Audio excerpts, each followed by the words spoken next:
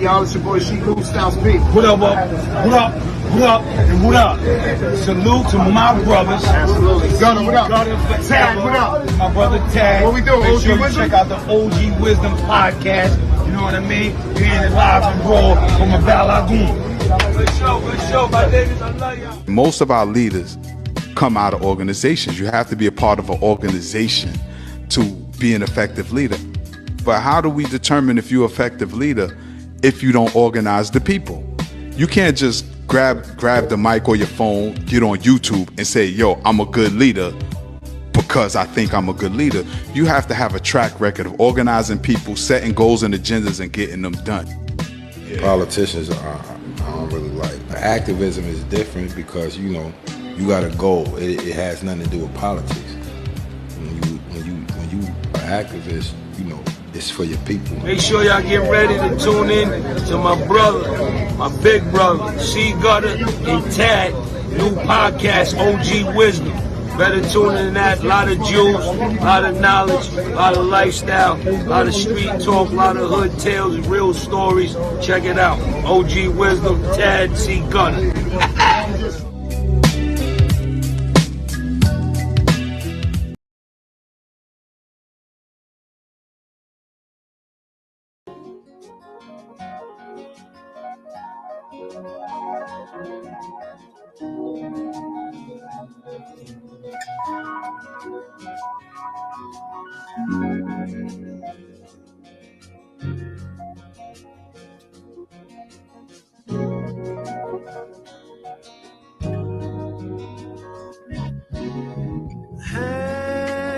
Hang on to the world as it spins around.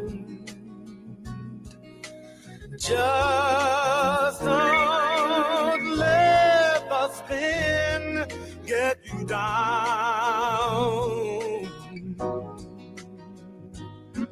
Things are moving fast.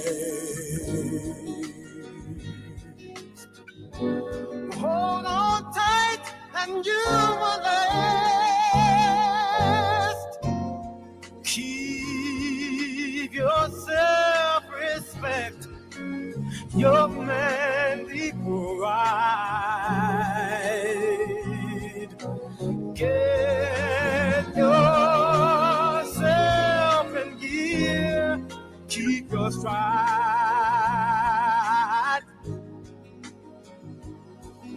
Never mind your fears.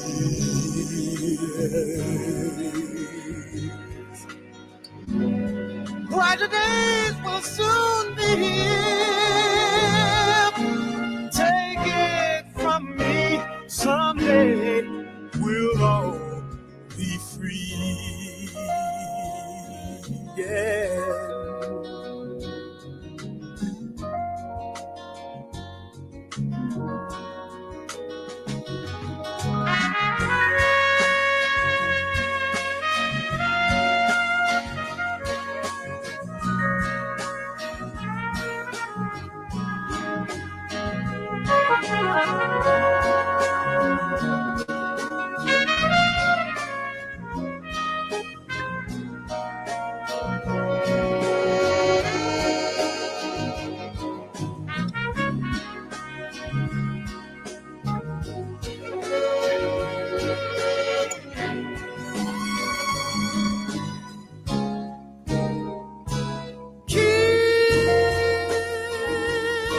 Keep on walking tall. Hold your head up high. Lay your dreams right up to the sky. Sing your great song. And you keep growing, growing on. Take it from me, someday we'll all be free. Hey, just wait and see, someday we'll all be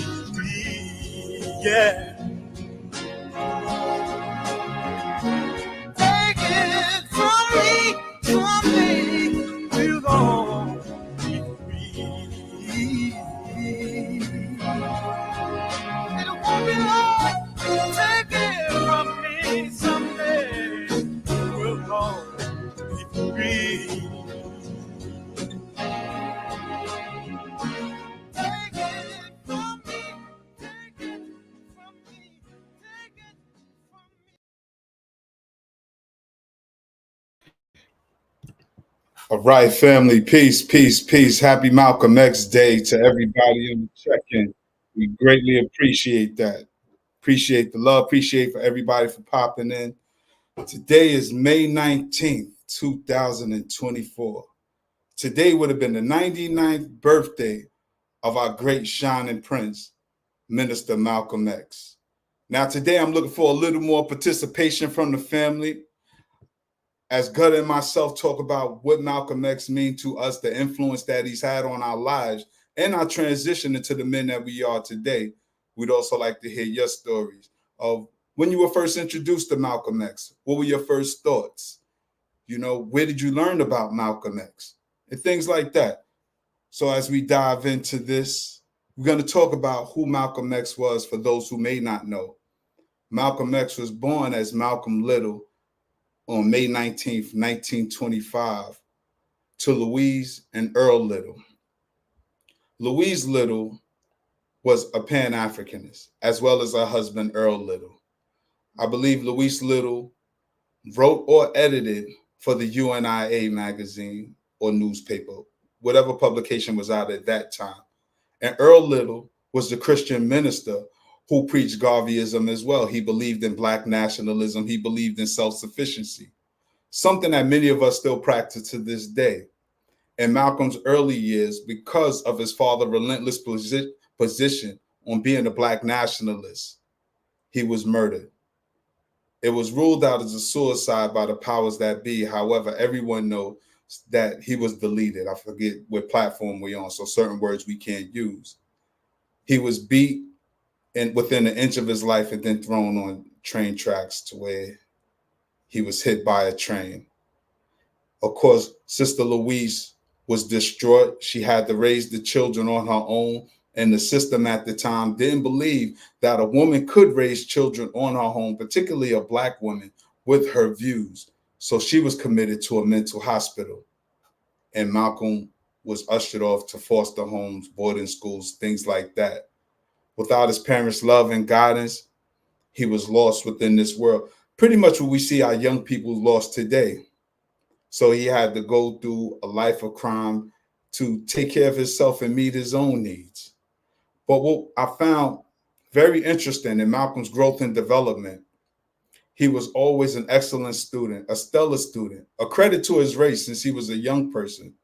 And when he let one of his early teachers know that he wanted to be a lawyer, they told him that he couldn't do it. That's not a profession for a Black child. He would be better off as a janitor. As I think about that, I think about our other ancestor, Dr. John Henry Clark, who was actually a personal friend of Malcolm's. And if you don't know who Dr. John Henry Clark is, I implore you, please Google him. Look up his works, his research. He's on YouTube. He has a documentary produced by Wesley Snipes called The Great and Mighty Walk. I encourage you to watch that documentary to find out who Dr. Clark is. However, Dr. Clark was given the same instruction that Black children should not aspire to be lawyers or doctors or anything of a noble profession. We're better off in the service industry. So with that, Malcolm knew that he was smarter than most of the children in his class, even though a lot of them were white. So he turned to a life of crime, started dibbling, dabbling, getting panty-andy crimes, pickpocket, drug dealing, running numbers, engaging in drug activity with using them, eating pork, and dealing with white women. All of these things he recognized as his downfall that landed him in jail the several times that he went. Now, I believe one of his last prison bids, his sister Ella wrote him a letter. Even though the movie may have you believe that somebody in jail put him on to the teachings of the Honorable Elijah Muhammad, it was actually his sister. His siblings were already in the Nation of Islam. And Malcolm was still in the streets, so they wrote him a letter, told him to give it a try, expand your mind, come out of this consciousness that you now have right now of being this petty thief. Malcolm heard the teachings of the Honorable Elijah Muhammad, and his life had changed from there. He was still dealing with some of the people, but not in the way, some of the criminal element, but not in the way of engaging in crime, but more so trying to get them out of the life of crime. So it was very interesting on the path that Malcolm took, because a lot of brothers who are in that life or maybe transitioning find Malcolm to be the template. Malcolm is the epitome of what OG wisdom is. You're a gangster. You're in the streets. You're involved in all kinds of crime. But through diligent study and self-reflection, you start to realize that this system is designed to bring black men down. It is intentionally designed. Even when we look at relationship videos and talking about the breakdown of the black family, who's fueling that? Who benefits from black men and black men and black women always being at odds with one another? Because in essence, the children suffer. And this feeds into the rhetoric of blacks being valueless, worthless, imbeciles, unintelligent. But this is designed that way. And we're here, me and my brother Gutter, and you as the audience, we're here to break that psychosis and also the lies that we're inferior. So today, me and my brother, as well as you people in the audience, we'd love to hear what you have to say as well. Type in the comment box on what's your thoughts of today's conversation, as well as the influence Malcolm X has had on you, or even people that you may look up to. We're going to talk about some of his speeches, particularly the bullet of the ballot, message to the grassroots. And what does that mean today? Is it still applicable, or was something of the past? Let me bring my brother Gutter in to join the conversation. Peace, brother Gutter. How you feeling, man? Peace. What's good? Ain't nothing. Today is Malcolm's born day. So we're definitely going to celebrate Malcolm. Abibi for Hodie, Sister Farnessa. Peace to the family. Peace to brother Jeremiah. Peace to Sister Nusa. Sister Kay Kane. My brother Peace. Oh, he's up here. My brother Magnetic Tyson, also known as Brother Peace. Gutter, let me ask you, who was your first, because you was raised a little different from me. Your parents had already had the knowledge and the African identity. How old were you when you were introduced to the teachings of Malcolm X? What's your earliest memory? My teens. Your teens? That's basically for everybody in our era. You know Yeah, what I mean? pretty much. Because, like, for the most part, a lot of people, you know, of like my age and that, like that, we heard that, especially where I was at. You got to think about it. I, you know, was in Mississippi, so Yeah. you know, they definitely, it was a concerted effort, you know, not to highlight him down there, but like going back and forth up here, you know, but you would see the picture and not know exactly, because Right. you know, you kind of lack the information. You know what I'm saying? Then the information that was given was skewed, you know what I'm saying, in the white supremacist way. So, you know what I'm saying? We didn't really see it that much. But like my early teens. Yeah, it's funny. Like when I really, because like, you know, everybody, especially in the South, everybody championed Martin Luther King. And that's, you know what I'm saying? Because it's relative, you know, we lived in the Bible Belt. Yeah. So you got to understand, and I think he was kind of demonized in our eyes as well, through you know, through whatever media apparatus was down there, and the way it was. And it's kind of like you had people in the vein of what's the senator name, Tim Scott, in that type of vein. You know, Okay. you understand, the blacks that were in that area of media and stuff like that was in that type of vein for the most part. You understand what I'm saying? They figured Dr. King was safer and Malcolm was a little too radical. Exactly. This is super radical. You got to think about it. Up until the 80s, Martin Luther King was a radical. Yeah. So, you know what I'm saying, in American media. Because I remember, you know what I'm saying, you would see pictures of them all over in our communities, especially in the South. He from the South, he from Georgia. You know what I mean? Right. And we in Mississippi. So, you know, Atlanta is right there. Atlanta literally, you could say Atlanta was the Mecca for the South. Especially back then. You know what I'm saying? Especially back then. Yeah. You know what I mean? Because, you know, anybody from the South, the biggest city that you would think about going to in the South, you got to think about it. This is when I'm young. I'm 55 now. This is when I'm young. So, like, we close to Memphis, but Memphis is so familiar to us. You know what I'm saying? If you're living in the Mississippi Delta, so it's not. But Atlanta was like, yo, if you can get to Atlanta, that's Atlanta like and New Orleans. York of the South back then. It was Atlanta and New Orleans was the two biggest places that you could think of in my vicinity, in the part of the South that where I'm at.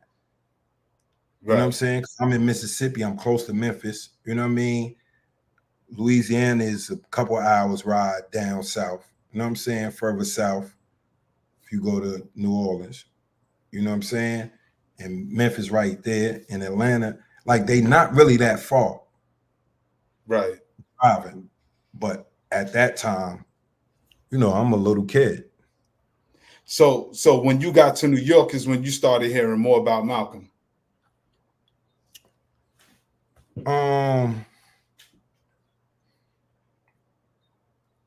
Trips.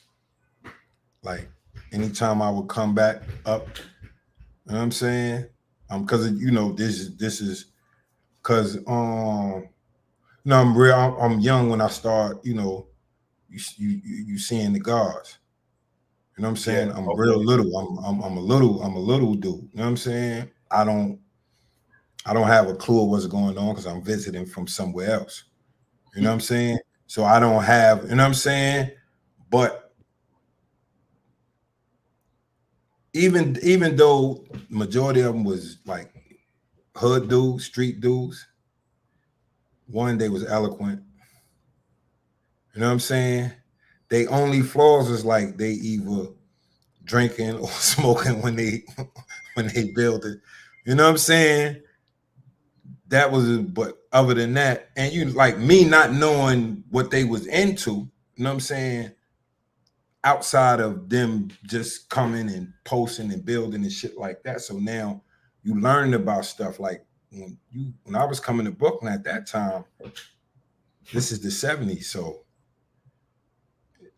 it's black, you know what I'm saying? It's blackity black. Right. You know what I'm saying? And I mean as far as pro-black. Yes. You got to think about it. This is the time when streets got named, projects got named. You know what I'm saying? This is in the 70s. You know what I'm saying? So this is I'm little. Right off the hill of the 60s. Yeah, I'm little. When I come to New York, I'm experiencing it because my grandmother lived in Flatbush. You understand what I'm saying? So I'm coming straight to the hood. Right. You know what I'm saying? I'm coming directly to the hood. You know what I'm saying? So I'm being exposed to what's going on. You know what I'm saying? Then my uncle lives in the style. You know what I'm saying? My uncle lived in the style where we seeing all these dojos and all that shit at this time. So then, you know, I don't know what year Reed Avenue turned to Malcolm X. My that was uncle, in the 80s, yeah. My uncle lives over there. You know what I'm saying? That was about 86, 87. You know what I'm saying? I had knew about him by then. You know what I'm saying? But you had murals of him. And you know, like I said, my father and my uncle, even my uncle, they were involved with the with those movements. You know what I'm saying? The Panthers and the BLA and all that shit. You know what I mean? I don't know how much involved, you know what I'm saying? But like I said, my sister told me like the other cat, From where? not Newton. Bobby Seale. Yeah, used to come to the crib. This my older sister told me this. You know what I mean? Right there. Hold on 1 second, because I want to get our audience in this too. Our brother Magnetic Tyson said, I was around 15, 16 years old, hearing about Malcolm X, but 18, 19, really learning about his life to appreciate him. To appreciate him is to know where and how he grew up to become the great voice for us. Yeah. And it's funny that our brother Magnetic Tyson say that, because Bobby Seale, as you just stated, Bobby Seale and Huey Newton always credit they credited exactly his influence on them. Exactly. So, you know, like my pops, like, because you gotta understand, like when I lived in Mississippi, I'm not seeing my pops on a regular basis. So when I become a teenager is when I start, we come back up. My pops is in Germantown. Shout out to Uptown Philly. Word up, shout out to Germantown. I was in Germantown briefly back in 1990. Yeah.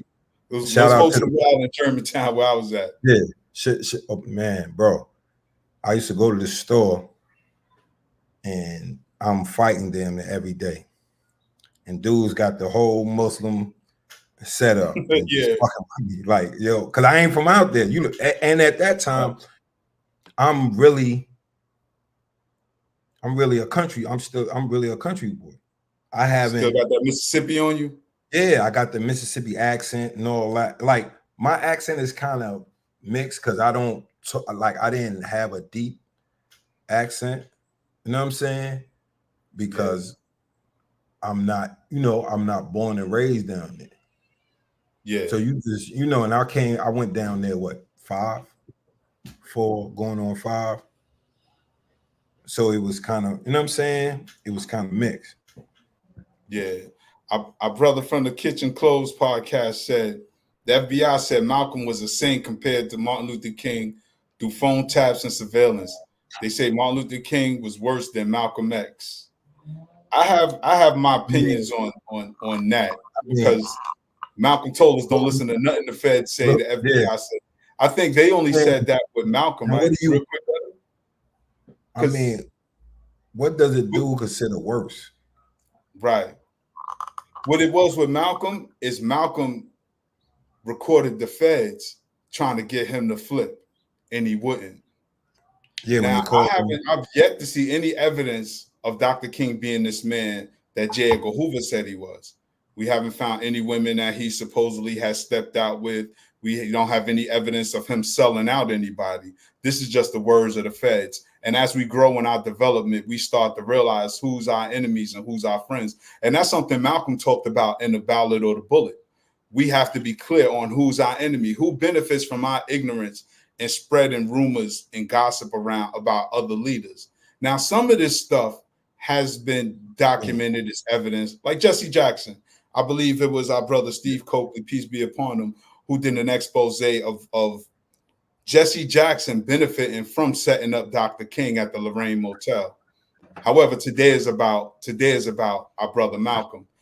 But yeah, and definitely there's a place of sainthood for Dr. King, because he was definitely manipulated.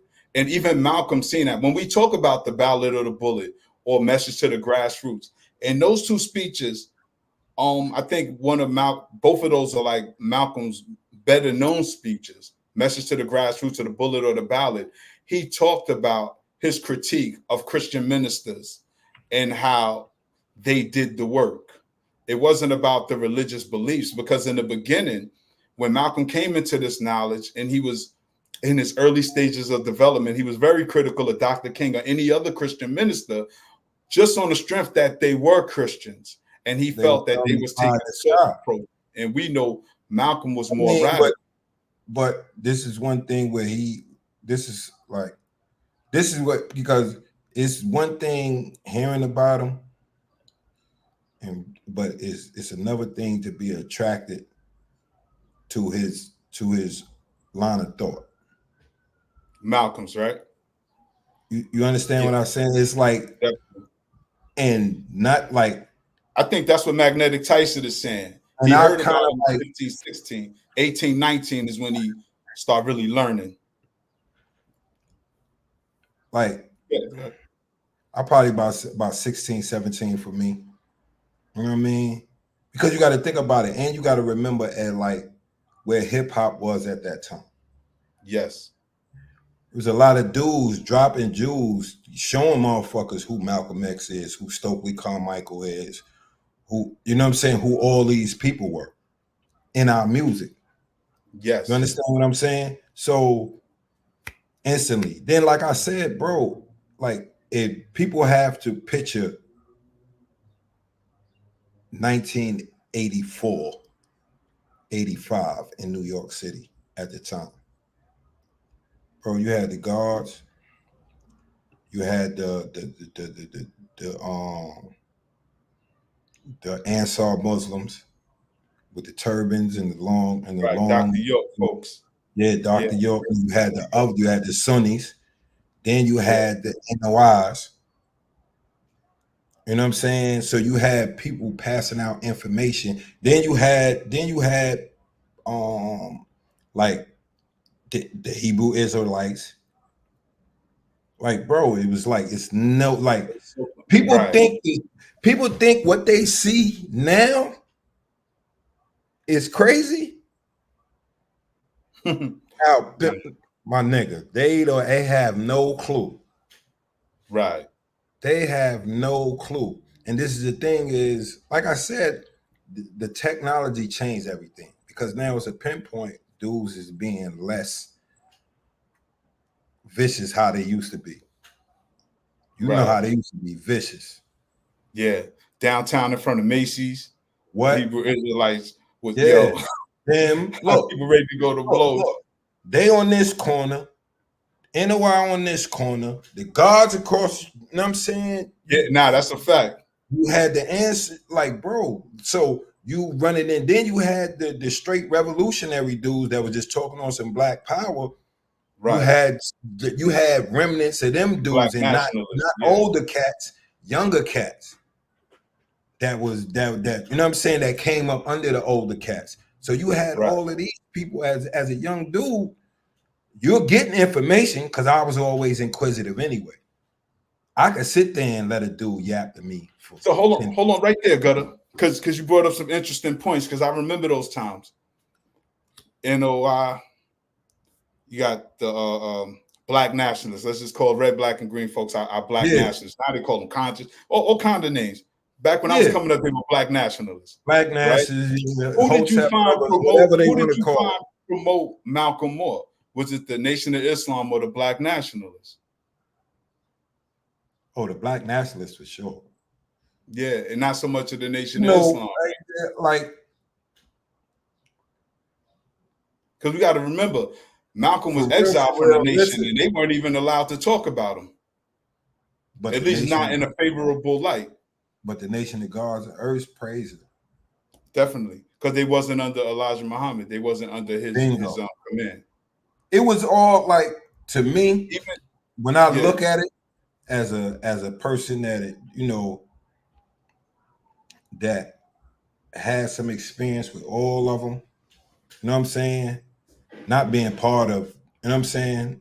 I was in the Nation of Gods and Earths, right? Right.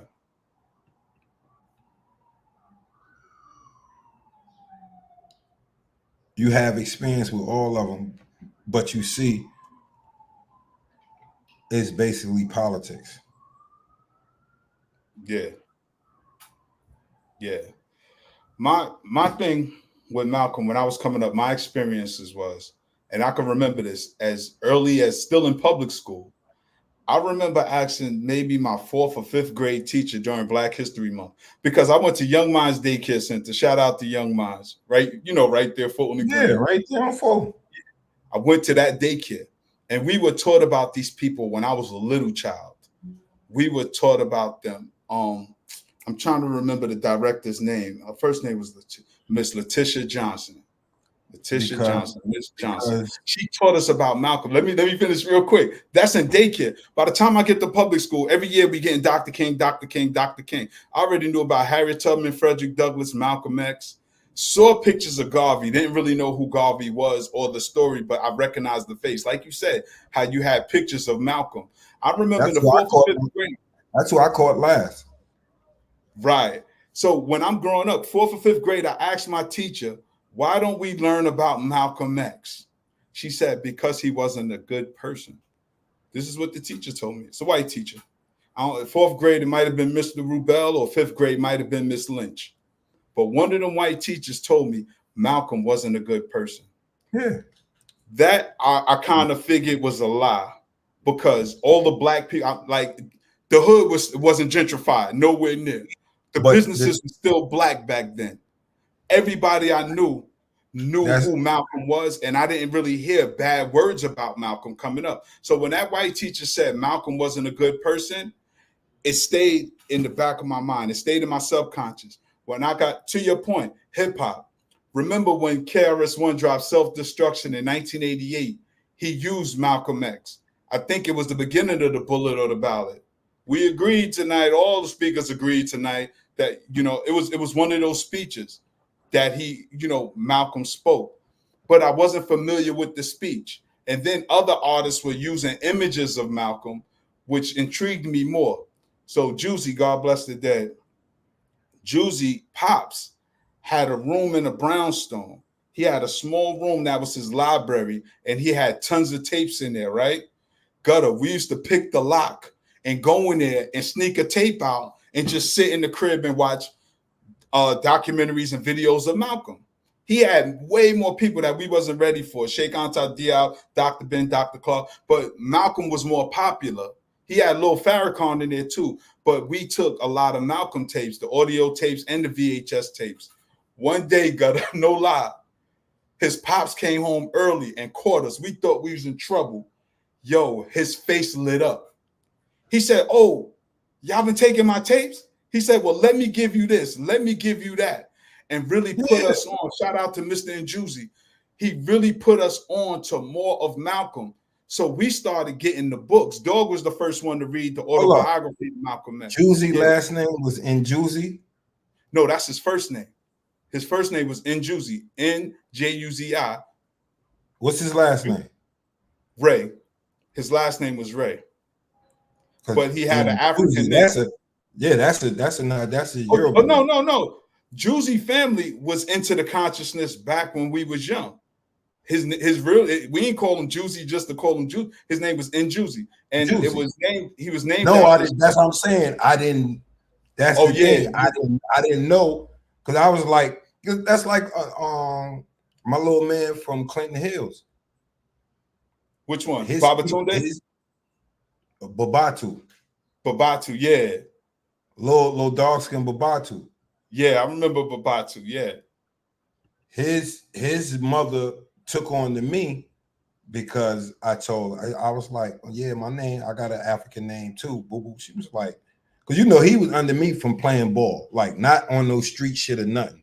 Like Babatu just used to follow me around. He was younger, you know what I'm saying? Just because I played ball. You know what I'm saying? He used to want to, because he liked the ball.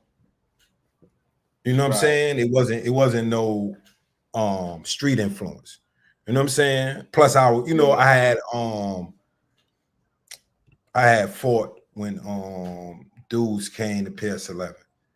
You know what I'm saying? Right. You just try to bully the dudes in the they want to jump them. Yeah. So that's crazy. Because that's part of how we got real familiar with Malcolm. In fact, I got a picture of Juicy right here. Let me show the people a picture of our brother real quick. Hold on, present. Share my screen.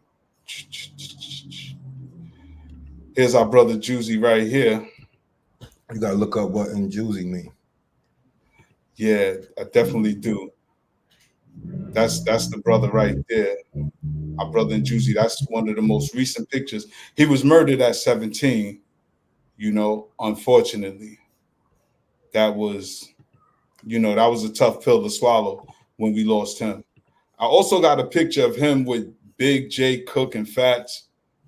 I think I was up north when Juicy got Yeah, killed.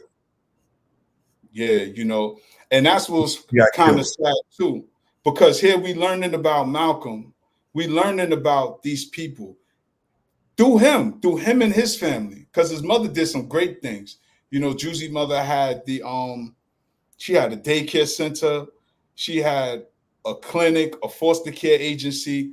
She did so much to make the community better and make it safer for young Black children, only to lose her child to these streets, to the violence that she fought against daily. And that's what's so crazy. And that's what make the teachings of Malcolm so valuable and important, because Malcolm talked about this back then. He talked about what happens when you live in a poor community with poor education. You get a poor paying job to where you can only live in a poor community, and how it's a cycle that's designed that way. And nobody ever really gave it to us like Malcolm or made it plain, because he took his plight to the UN. Okay, what you was gonna say, Gutter?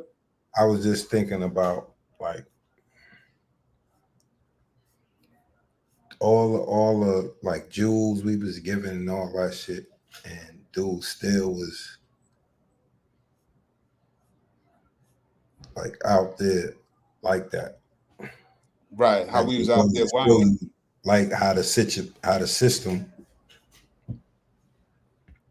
can fuck you around. You know what I'm saying? In a mental state. You know what I'm saying? Yeah. And the sad part is it's designed that way. And this is something that Malcolm always tried to drill home, even when he was critical of Black leadership. Because a lot of times people think Malcolm was just picking on people to pick on them.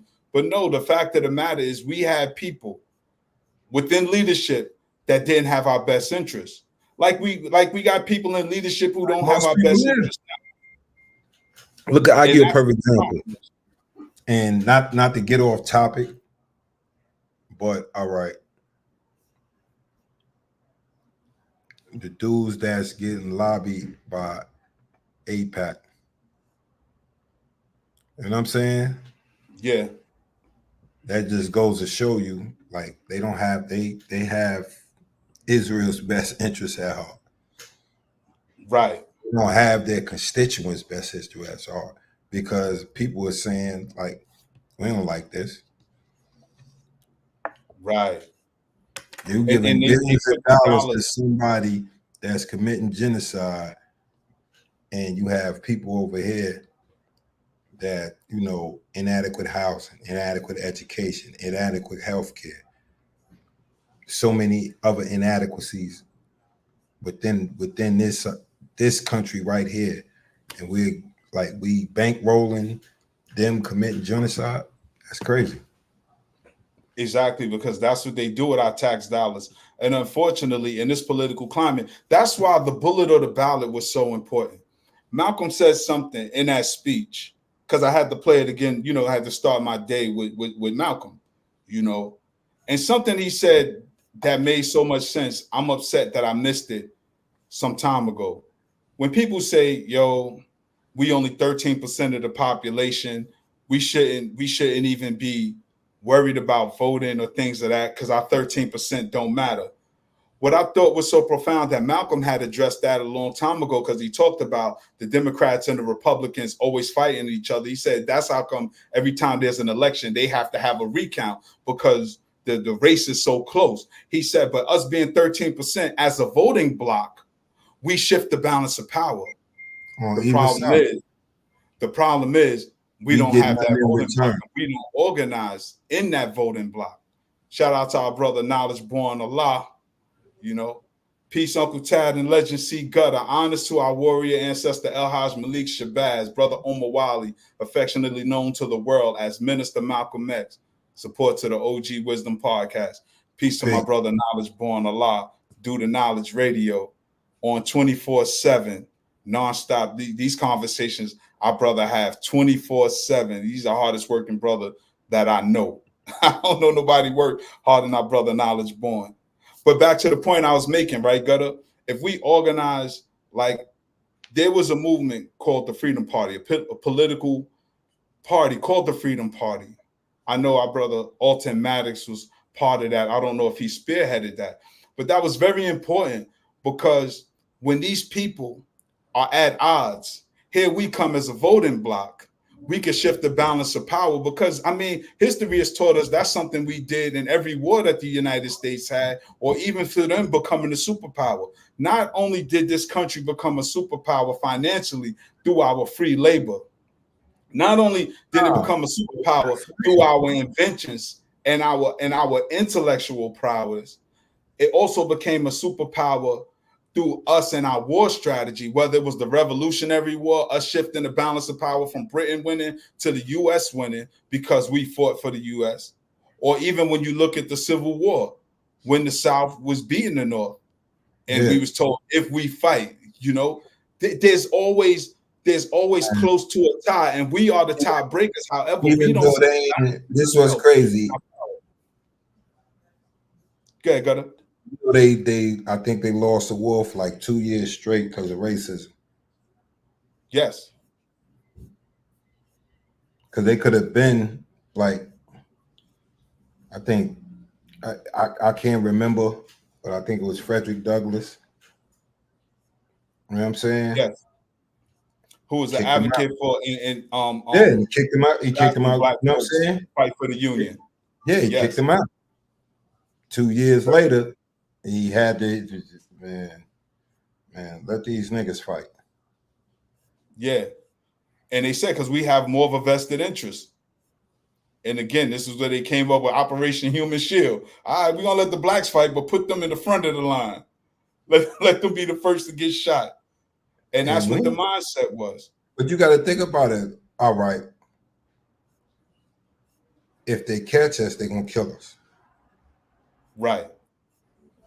Or if we lose, or even if the North lose the war, we're going to remain in bondage. That's what I'm saying. If they it's like once we join the fight, we already know it's die or win.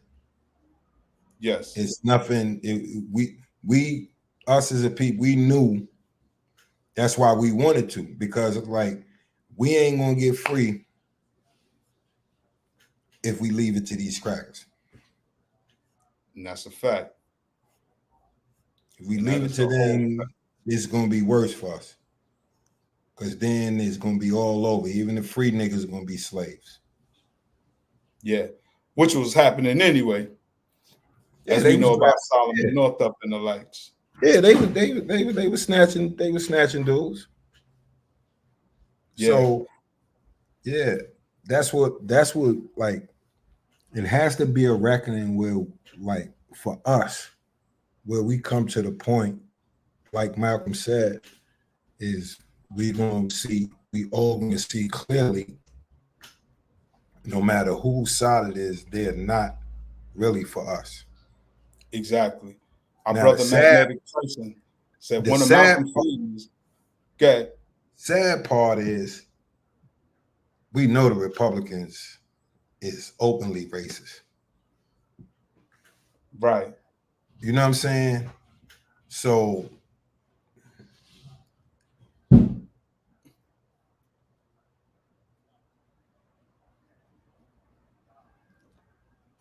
yeah, we got so much to lose here. And until we organize our power and realize that we have to operate in what's our best interest and benefit, because right now everybody is still fighting for crumbs. And that's so crazy because they invited this. One of the reasons they invited the immigrants is, I think Chuck Schumer just said it a couple of weeks ago, that they're going to use the immigrants to fill in all of these jobs that they're creating. But what about those of us that are here now that are unemployed? Why aren't you putting programs in place to help get our young people job ready for this new world, this new market? They're not doing that. These people that are coming over here, they're getting all the benefits. And this is something that Dr. King talked about, with the European peasants coming here getting land grants. Because what it was, Gutter, and I always talk about this because people aren't students of history. They got to check 100 years ago when Southern Europeans talk about when they came to this country. It was literally in the 1920s, early 1900s, early 1920s, when they said, send us your sick and huddled masses, because we were out producing white folks who were known as white folks in this country back then. So 100 years later, they got the same trick going on. But what happened was we had Jim Crow laws separate from operating within the system. Listen. So we were, real quick, we were supposed to create our own started system. Before that. Right, but I'm talking about what we're seeing right now. I'm talking about what we're seeing right now. Homestead Act. It was 18. It was yes, 18. But that was for the whites that was already here. That was that was for all the German immigrants. That was for the German, because you had a lot of German and Irish. You got to remember, so then German and Irish came in. The second wave was the Southern Europeans. Right. You had two waves. They did it to us all. Yes. They did it. The first was the Irish and the German. Then the second was the Southern European, the one you're talking about in the 1920s. Yes, well, really all the way from the late 1800s. You're right. And that's what I'm saying, how they opened the borders. You're right. Because there was already immigrants here prior to last year, 2 years ago, when they opened the borders. There was tons of immigrants here. There was already Asians here. There were already Europeans. But now they opened the border that you don't have to go through the rigor and road. You don't have to go through the vetting process. So you're 100% right with that. And we're seeing it again. Yes. And that's what I'm saying. History is repeating itself. And we're not politically or historically astute as a group to really recognize these things that are at play. And this is just the stuff that they putting in our face, because there's some covert deals that's being made behind the scenes as well. And this is the thing that our folks gotta get hip to. This is the value that Malcolm brought us, because though Malcolm was a brother from the streets, he was definitely up on world events. He was up on what international policies were going on, and he was able to bring that back to the people and kick it in layman's terms. You know what I'm saying? As we used to say, Malcolm always made it plain. This is the thing. And that was one of his skills. One of the things, and with Malcolm and a lot of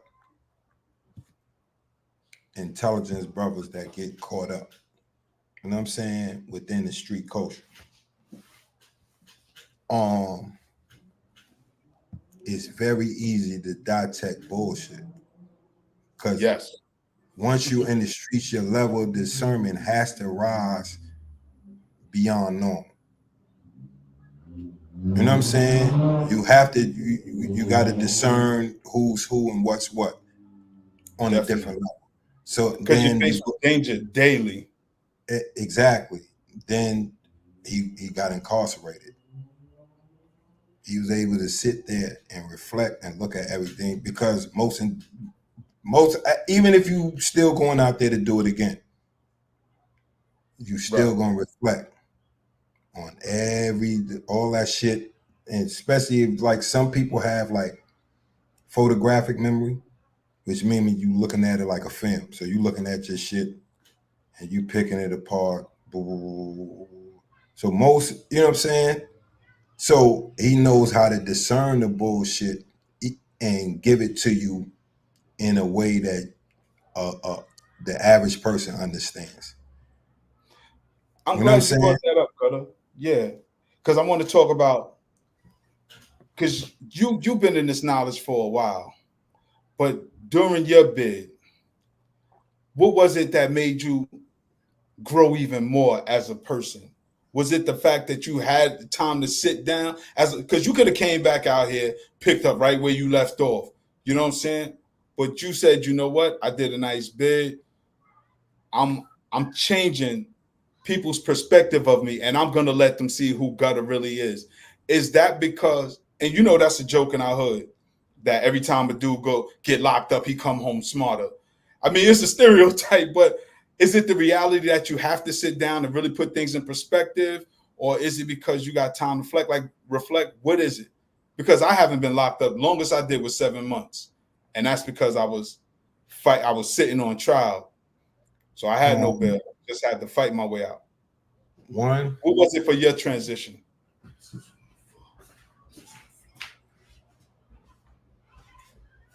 One, like I said, like anybody, like if you were smart before you get locked up and you like learning, Okay, you got a lot of time. makes sense. You know what I'm saying? If you already like, cause I bro, we would be in the hood and I'm reading on the block. Like I would, you know what I'm saying? Yeah. So every chance I get, I'm reading something. You know what I'm saying? This is you know, we in teenage years, so we debating everything. You know what I'm saying? And it used to be me, O, Cheek, and Big. You know what I'm saying? So we debating everything. Damn, so you know what I did? All three of them. I went and got almanac. You know what I'm saying? You go one up them. Because said he would have got the almanac. Yeah, you know what I'm saying? Because for real, like one of the older heads on the block was like, man, niggas had almanacs up north. You know what I'm saying? So that shit just quick. Bing. Oh. I think I went to the library on Franklin and stole it. Okay. Yeah, because remember the library that used to be on Franklin between right there on Hancock. Fulton and Hancock, yes. Yeah, right there on Hancock. It's still there. Yeah. Yeah, I went in there. It's funny you say that because during my development, I went in there one day and they ain't have nothing. Back in the 90s, I'm like, yo, this is why we dumb in the hood. I'm quite sure they got new books now because the neighborhood has changed. But back when I went, because remember, back in the 90s, we had bookstores too, everywhere. They didn't really had information at our disposal. They didn't really have nothing you wanted to look for. That's just like the little joint on Washington. On Washington. That shit ain't have nothing you was really looking for, nothing for us. Yeah. You know what I'm saying? Them shits was so it's funny you say that, like, Gutter. The only thing that they had on a regular basis was like almanacs, shit like that. The magazine, the all the, you know. Right. And see, it's funny you say that because that's the importance of the bookstores we had. I remember I used to always go to A&B bookstore downtown on Lawrence between Fulton and Willoughby. That used to be my spot. Then you had Human Bookstore uptown in Harlem. It was a few joints I used to frequent. Even Talib Kweli had Nkiru Bookstore over there on St. Mark's in Flatbush. That's where I bought the book Mind Control United States and the King Alfred Plan. Oh, I was locked up there. Yeah, that's when it's funny because learning Malcolm always advocated that young black men learn, that we read, that we get knowledge, that this whole system is designed for us to behave the way we behave. Because mind you, Malcolm was gone before I was born, but everything he talked about was still relevant in my time, growing up in the 80s and 90s. Everything Malcolm talked about was still there for me to see. Even right now, when you listen to his speeches, he talked about entertainers. Real quick, this may not be a very popular opinion, but Malcolm was critical of entertainers. And I remember he talked about a particular comedian, talking about Dick Gregory, peace be upon him. Malcolm talked about we the only community where celebrities are the leaders. He said, why should I listen to a comedian, Dick Gregory, or Lena Horne? They can't speak for me. And I found that so profound because when you fast forward to this day and age, anything that goes on in the black community, if they're not talking to a minister, they're talking to a artist, some type of entertainer. But never do they really sit with grassroots organizers, people who have a vested interest in the community and moving people forward, people who run community centers and daycare centers and put black lives at the forefront of their work. So these things still... Of course, they don't want to hear them uncomfortable truths. But only way we're going to get to the truth is through honesty. So these people got to get honest. And I know they're not going to. I mean, but the community needs to get honest on what's necessary for us to move forward. I mean, It's go ahead, Gutty. You get ready to say something? it's like the Matrix. Yeah, a point I was getting ready to make, right? Years ago, right? In straight black pride movement, the conversation was about sexual abuse and homosexuality being the gateway. Why is it presented to us? We know that's a lifestyle for a particular group of people. That's your business. That's what you engage in. That's what you engage in. Why do my children have to hear about this? And then the platform was about, yo, it's not just about gay folks. It's about all different levels of sexual expression, I'll say, since we on a particular platform. It's all about, I don't even think we can say the S word anymore. It's all about intimate expressions. However, people, particularly black folks, who this was gift wrap, tied nice in the bow, like here you go. It was given to us and our children. And anybody who spoke out against it about this Trojan horse coming into our community, disguised as quote unquote love, we're hating. And look how many people in the community bought it, hook, line, and sinker. Now we fast forward, we got a Sexy Red, and we got a Sukiyana, and we got all types of deviants. We got what's the little punk boy that's dancing with the devil, Old Town Road, Lil Nas X. We got all of these demonic people, I should say. We got all these demonic people out here in the forefront of this is the epitome of black entertainment now. This is who our children should listen to. However, the Straight Black Pride platform was adamant that this was coming and this would be a problem, but black people weren't astute enough to really pick up on it. It's not portrayed as black entertainment. This is portrayed as part of black culture. That's even more insidious. You understand what I'm saying? And that's the bigger problem. Part of black culture, which, you know, if you go to any predominantly African ancestral society, anybody of black culture, where that's the dominant culture, that is not the case. Right. That is not who we are. Yes. So let's just view it as what is our culture and what is the culture of the society. Yeah. And this society doesn't have our best interest. In fact, just by the term of us being second-class citizens, because that's what the 14th Amendment was, to make us second-class citizens. If we're second-class citizens, who are the first-class citizens? And what does that mean to be a second-class citizen? That means those in the first class get preferential treatment and prioritize their needs before ours. And we get whatever's left over to us. And we've adopted the mindset that we are second-class citizens. And if we knew who we are, we'd realize that we're of the first world of society, that everybody that westernized philosophers and thinkers get their model from was always African, even to the point that they try to remove Egypt from Africa, that they say, oh, Egypt isn't in Africa. This kind of psychology and psychosis, I dare call it, because these people are crazy and we're crazy for adopting that mentality.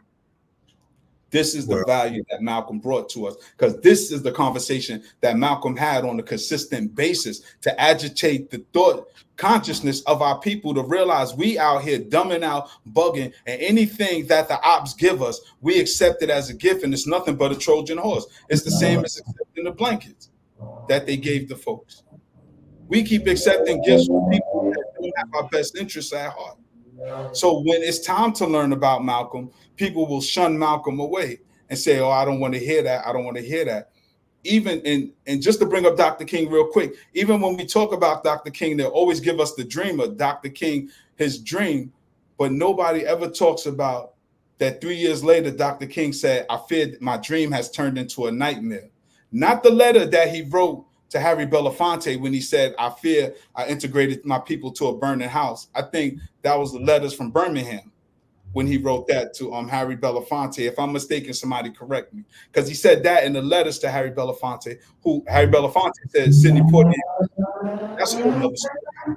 But the radical Dr. King, the one who who was gonna meet with Malcolm X, the one who met with Elijah Muhammad, the one who met with Kwame Nkrumah, the one who had Stokely Carmichael by his side. If you look at a lot of pictures, you'll see a young Stokely Carmichael when he was in SNCC, always with Dr. King. You see more pictures with Dr. King and Stokely Carmichael than you do of Dr. King and Jesse Jackson.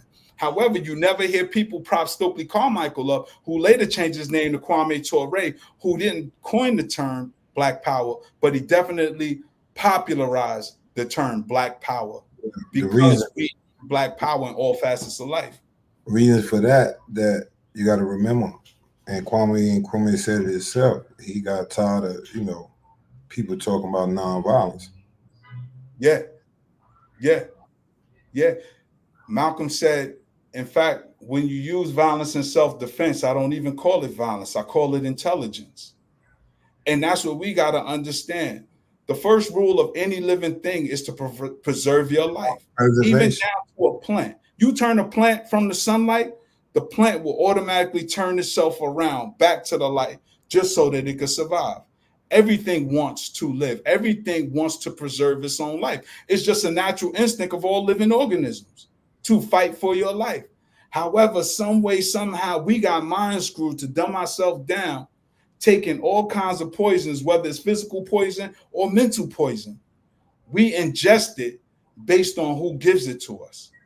And if these folks give it to us, we've been dumbed down so much.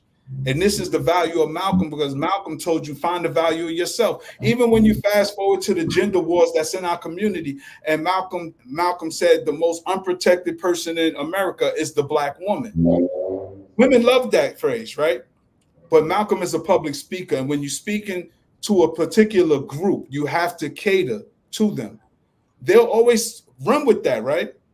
And rightfully so, because everybody always minimized that Black men are the ones who are being murdered, right? But Malcolm also said to the same group, who taught you to hate yourself? Who taught you to hate the texture of your hair? Who taught you to hate the shape of your nose? But let's fast forward to what our sisters look like today. Many of them look like clones. And granted, they're still beautiful with these enhancements, but it's too much. It's too much.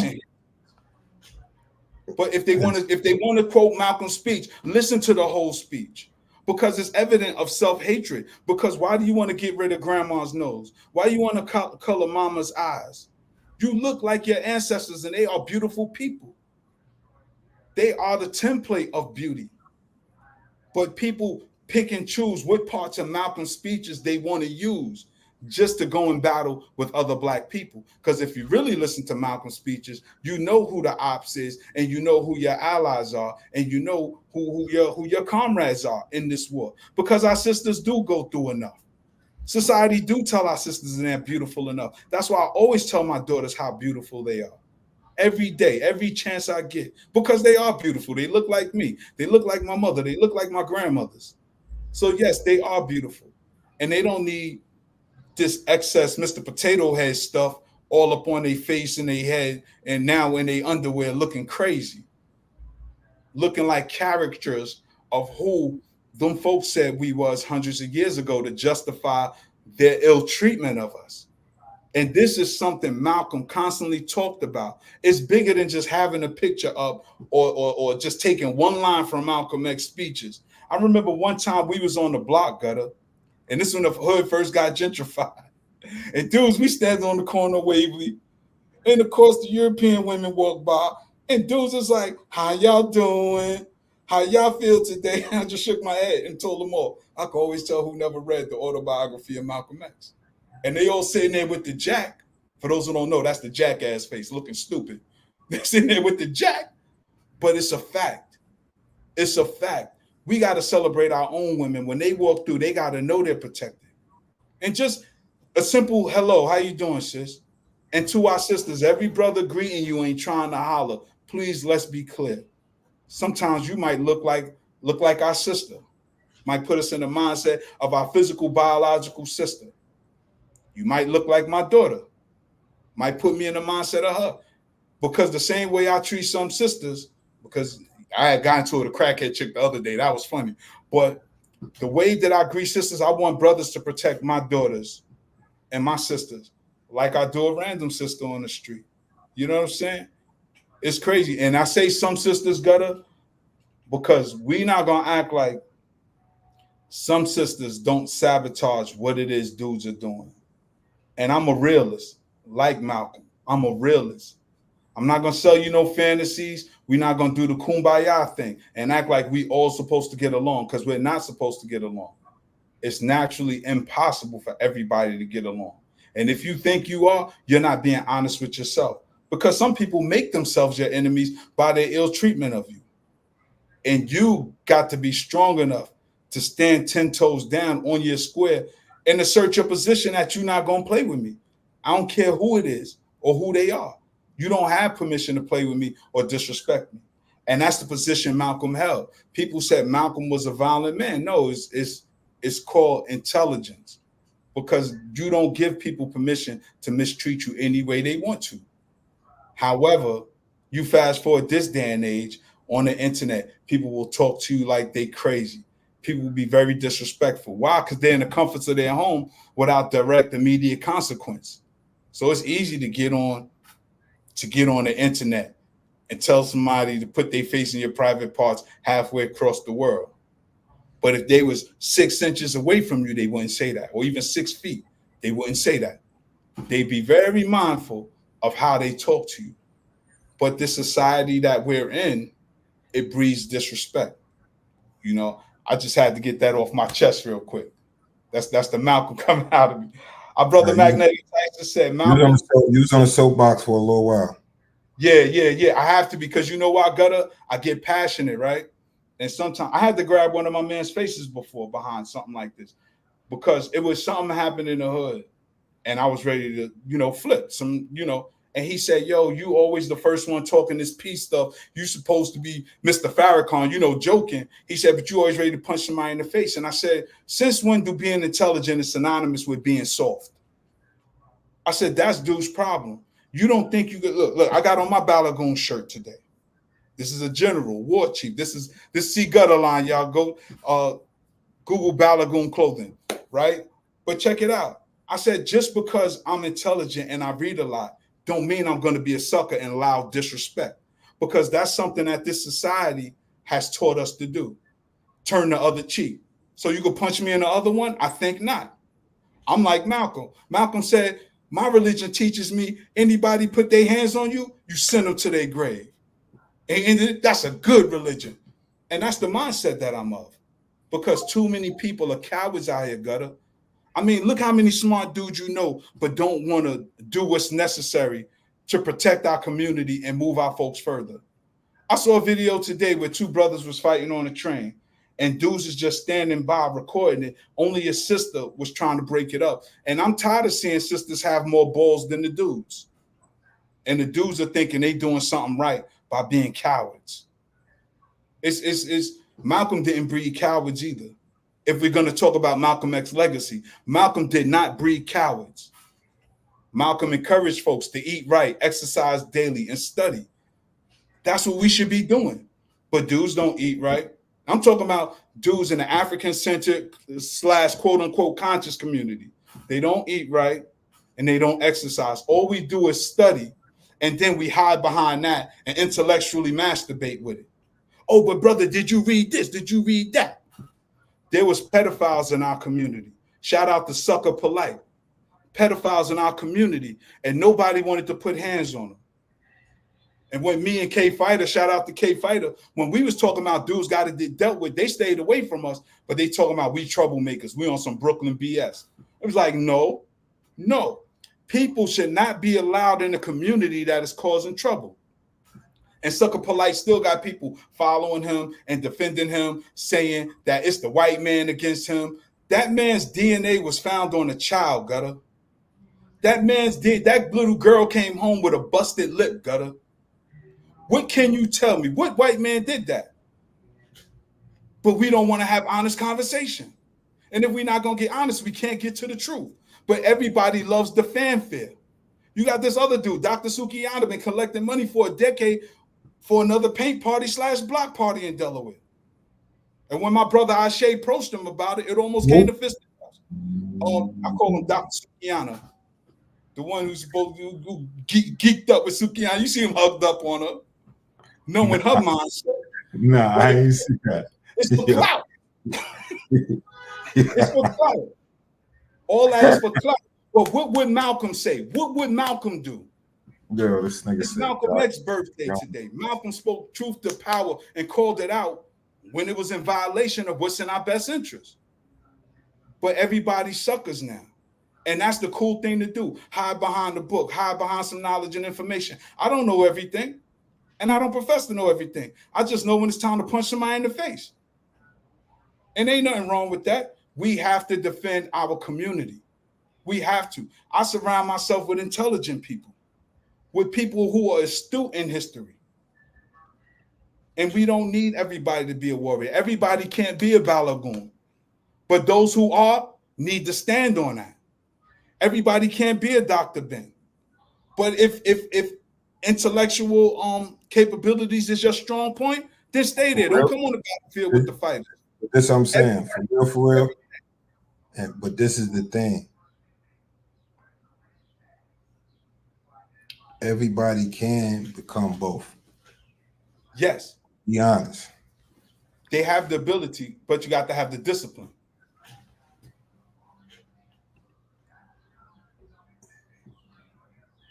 They have. Our sister K Fighter said, "What up, Gutter?" What's up, K Fighter? They have to be groomed. Right. But by who? Like you, who? huh? I agree with you. Mm-hmm. By their community. That's the million-dollar question. Where do we go to get this knowledge and information? By their community. Listen, it's somebody that plays a role in every community. Yes. You know what I'm saying? So, you know what I mean? It's how it's disseminated. Where the whole community can gather the information. You dig what I'm saying? Yeah. And I mean in all facets, the physical, the mental, the spiritual. You understand what I'm saying? The emotional. Because all of our children are not in the best situations coming up. That's a fact. You know what I mean? So they need that component as well. Yeah, and that's why what we do here is important, Gutter. You know, because we really from the soil. We really from the grassroots level. In fact, we're not even grassroots. We the seeds to the roots, because we've been there. We've been through all facets. We've been from the jail cells of the island to the dungeons in Africa. A lot of people can't say that. Some people been to the island, they ain't never been to Africa. Some people been to Africa, they ain't never been to the island. Some people don't even have the intellectual fortitude to have a critical analysis of the transition of those spaces we've been to. Look, Malcolm been there. Malcolm been from the jail cells to the dungeons on the continent. And we got to have a critique of what has happened from the dungeons of West Africa to the dungeons in the hells of North America. What was that transition like? Who put us in the dungeons over there and who put us in the dungeons over here? Who orchestrated this thought process that we have to even land us in the jails on this side of things? Because we forgot who put us in the jail cells over in West Africa. We forgot who kidnapped us and brought us over here and subjected us to all type of degenerate behavior. Well, and we got to have a conversation about that. For the most part, survival. Yeah. Yeah. Then, you know, no, that's not for the most part. For the most part, existing. Because the culture started right following enslavement. You understand what I'm saying? Hold on, Gutter, because I want you to stay there, because I want you to clear that up. Which culture? Our natural culture or the manufactured culture? No, the society we live in. It's not our culture. This is the society we live in. It had nothing to do with culture. It has something to do with society we live in. We were criminalized for existing. Right. To where Once we came out of slavery, we were getting arrested for loitering. They was making these right, the laws that black they code put on the laws. books. Yeah, Yes. laws that they was putting on the books that if we was loitering, that we got to spend 90 days in jail. Then we get served, but when we come out of jail, we get do the same thing. You know what I'm Jail saying? where slavery is not abolished now, too. Remember, to Yeah, go to jail is to go back to yeah. slavery. Gunner, I No, want you that's to stay right here. I want you to stay right here on this point you're making because you're bringing it home now because it's very critical. The criminalization. You and I are OGs. We grew up in a spot where everybody wasn't built like us. And that's why I asked, our natural culture or this manufactured culture? Because we see it now. What's your thoughts on so many young dudes coming up acting like they're about that life, that criminal life? You and I have done it out of necessities, but you got some dudes from great homes and they adopted this cult. They think criminality is now synonymous with black culture. Even when white people think they're acting black, it's the criminal element and the ignorance of mispronouncing words, not talking in the proper diction. They think that being a criminal is blackness.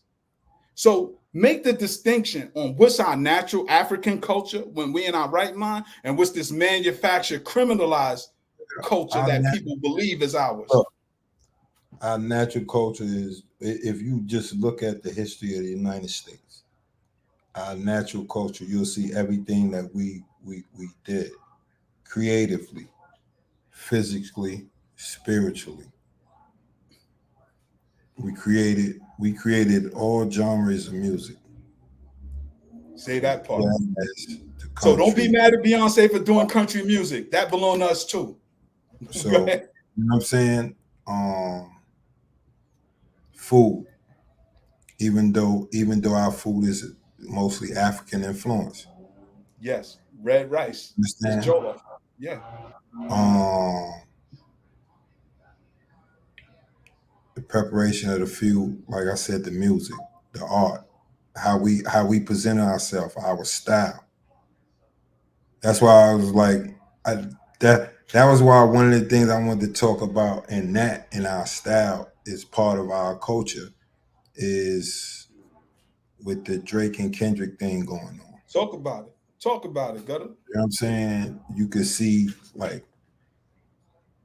Homeboy changes, he goes and takes things from each black, because we just don't have, like, it's not one American culture. Right. We have regional cultures that all we have one American culture, which is the food, the music, and all of that. But then we have regional subcultures where you might have a certain music, you might have a certain dance, you might have a certain type of food, you might have a certain different accents, like the DC accent, the New Orleans accent, the Texas accent, Mississippi accent, the Georgia accent, the Florida accent, the California. You got a different accent from the Bay. Oh, Canadians shouldn't have those accents. LA. So a Canadian shouldn't have those LA accent, huh?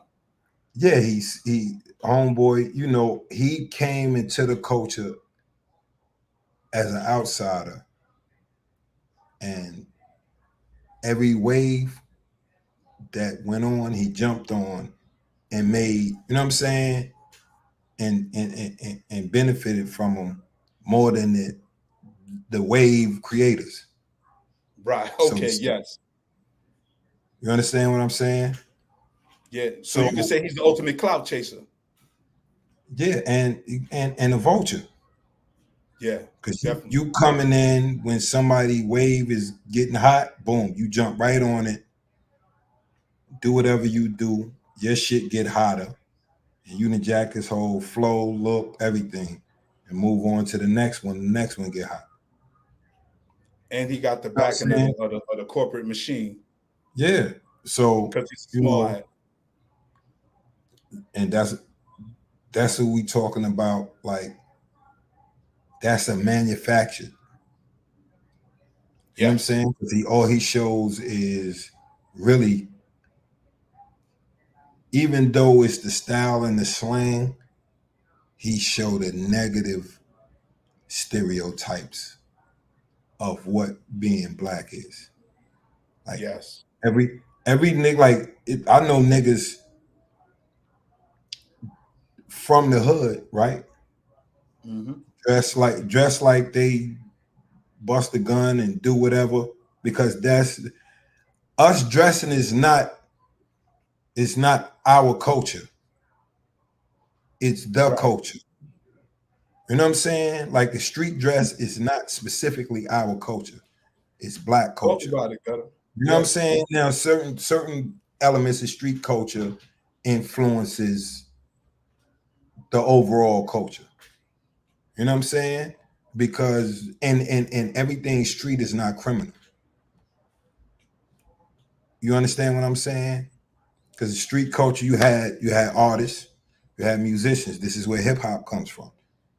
Yeah. You know what I'm saying? So you had the creative people who mixed in with the criminals and all of that. And and like we understand that when you in a certain environment, criminality exists. You know what I'm saying? If you in an impoverished environment, and just think about it. All the dudes, I'm gonna give you a perfect example, Dapper Dan. Street dudes was buying it.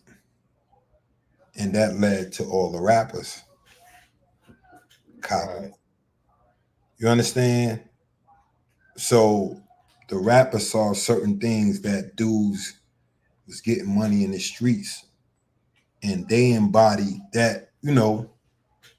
That was the That's street element that they embodied, not the criminal culture. It was just that, right. and they might not necessarily, like, they know because they from the streets. They know this dude is doing whatever he's doing, and he's got this, and he got the car, and he got that. You know what I'm saying?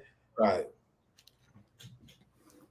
That was just what influenced some of the younger rappers, like Big and myself. Like, not that I'm a rapper, but Big Yeah. and our. That's what influenced what he said. Right. You know what I'm saying? That's what influenced us to getting involved anyway Yeah. in street activities. Right. You dig what I'm saying? Because we were from lower income families. You know what I'm saying? And at that time, like, I wasn't, like, before that, I was basically, we were lower middle class. My mom's, but she got sick. She got cancer, so now she can't work. Right. You know what I'm saying? So now, yeah. yeah, it's a struggle. You know what I'm saying? I can't just go and moms can't get me stuff that I want at all now. You know what I'm saying? Right.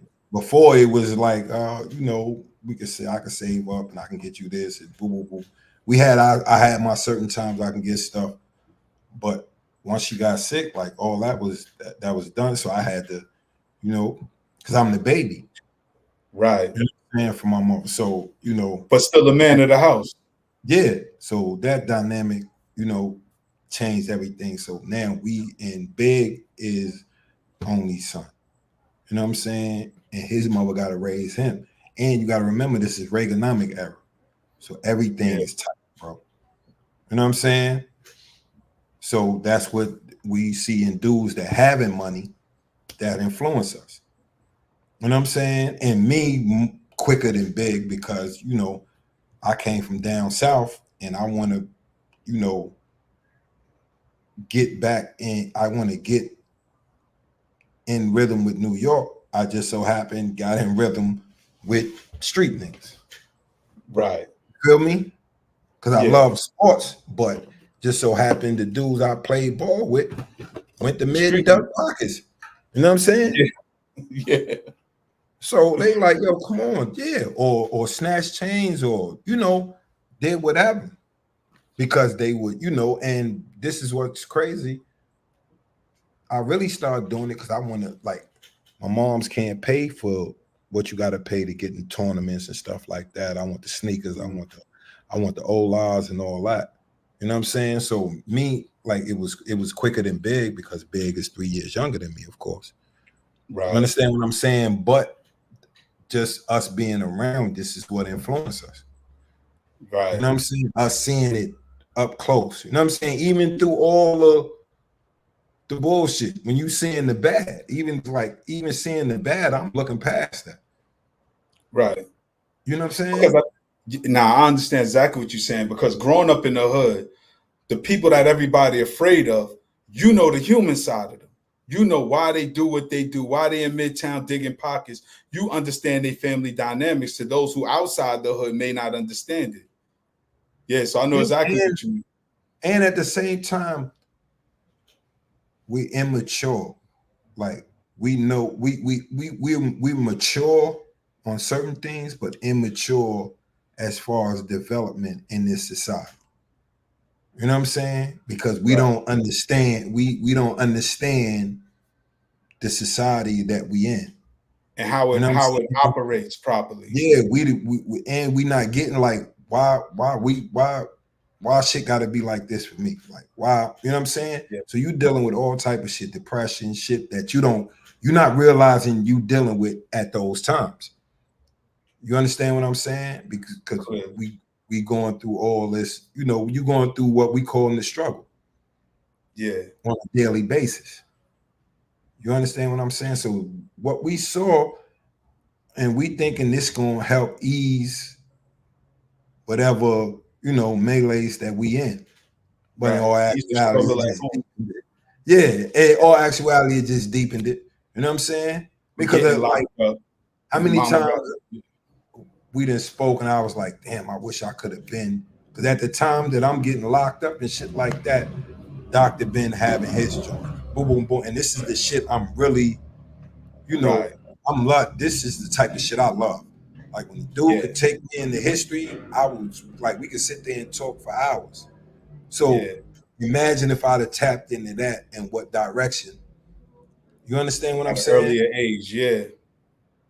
But Yeah. it's all these dynamics came together and it was what it was. And it's funny, right, that you say that, because I feel that I've been fortunate and blessed to know you, to grow up with Big, to meet Dr. Ben, to go to Dr. Ben's homegoing services, to meet so many of these people that I have met. And I realized that our life has a purpose. And I think what with you and I, we know why we're doing this, to get to the younger generation coming behind us, because they don't understand how good it feels to get outside of the struggle. Because, you know, as an OG, we all like to be celebrated. We all like to be looked up to and respected. But what are we respected for? A lot of times, like you and I, dudes look at us in the hood for the fact that we'll pop off. They respect our propensity for violence. But we don't really want to be known for that, though we're warriors and soldiers. We rather be respected for our intelligence and what we do for the community. And this is part of why we do the work we do. But I realize how fortunate I am to be alive, to be free, and to have met so many people like our sister K Fighter, who this, like, that's, I'm gonna keep it a buck with you. I really don't want to be part of no organization or start nothing, and my sister K Fighter is not involved, and not just because she's female, but because of her intelligence, her Yeah. level of intelligence, the things that at my big age that I still learn from my sister, and the fact that she's from Fort Greene. So she's from our age range, gutter. She's from our element. She has a particular value that a lot of people don't even have access to. But not just Sister K Fighter. Like I said, in fact, when Dr. Africa, she was the former spokesperson for the African Union over in Africa. When she came to America, they asked me to speak, because one of my Nigerian sisters was like, she called me Balagoon. She's like, Balagoon, I want you to talk. Da, da, da. I got somebody coming and they need to hear you. I said, I got somebody better. And she's like, better than you? I said, trust me. And Sister Keisha came through, and she speaks for Black Americans about our plight, because she knows how to articulate it and present it with a particular passion. I'm so grateful for, like, a brother like Mike Grace from 100 Blacks in Law Enforcement. Many people might have seen him on news stations and things like that, protecting Black people in our community. When the dude John White, when some white folks came to his house to shoot his son, he shot one of them in self-defense. I keep forgetting the language we can't use on YouTube, right? But he protected the family because the father openly threatened him, openly threatened to delete them. But our brother Mike Graves was there day in, day out, front line. So not just him, not just Dr. Ben, not just me and Renoko Rashidi, Shahrazad Ali, definitely Baba Walima Baruti, you know, my brother Irritated Genie, my brother Vernon. Yo, I'm surrounded by so many dope people, right, Gutter? Professor Anthony Browder, our brother in Boybe. Bro. Like so many dope people. But here's the thing, Gutter, I'll make it real quick because I just had to salute them people on Malcolm X's birthday because all of these people operate, function in the spirit of Malcolm. Because this is my group. This is where I get a lot of information and inspiration from. And there's so many more people. But this is who our young people need to hear. But these people have been doing this work for so long, our young people might look at them as old heads. Shit, they might call us old heads. But we got to let them know how cool Malcolm was and how Malcolm was able to engage the young people and bring them to a whole new level of consciousness so they don't have to feel like they stuck in the struggle that you and I were stuck in. Because like you said, we go out digging pockets and robbing. We thinking we helping the situation, but we're actually digging ourselves deeper in this crap hole of society and not having the awareness that all of this is the design trap for every generation of Black men, to the point that where we are right now, you and I and everybody in this day and age is caught in the middle of a gender war, to where our sisters and children feel that we're not necessary and that we're an open threat to them. And we know that's nothing but the enemy's doing, because if people read Willie Lynch's letter, also known as Let's Make a Slave, is designed for us to be divided, because Willie Lynch said this is guaranteed to work at least 100 years. And it's been hundreds of years for us to be divided, light against dark, young against old, now male against female. It is crazy that our folks don't get it. And this is why what you and I do is so important, because some people know me from the community work. Many people know you because Biggie always shouted you out because you his main man. You his number one hitter. People know you not no chump. People know you not no sucker. What you did for Little Kim. Everybody know you're a bona fide warrior. And the crazy thing is that's what our community needs right now. Not saying go out and just beat people up, but Malcolm always talked about us protecting our community.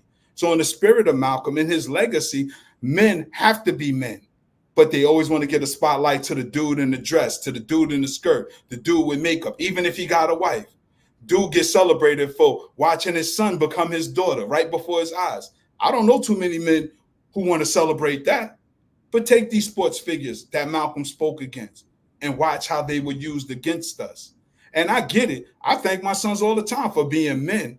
Had my son decided an alternative lifestyle, I would still love him, but the relationship dynamics would be totally different, because I would have to let him go at a certain age to live his or her life, whatever he decided he wanted to be. And I'm going to still love him because it's a fruit of my loins and from my bloodline. But I also understand what our young people are fighting against in this society.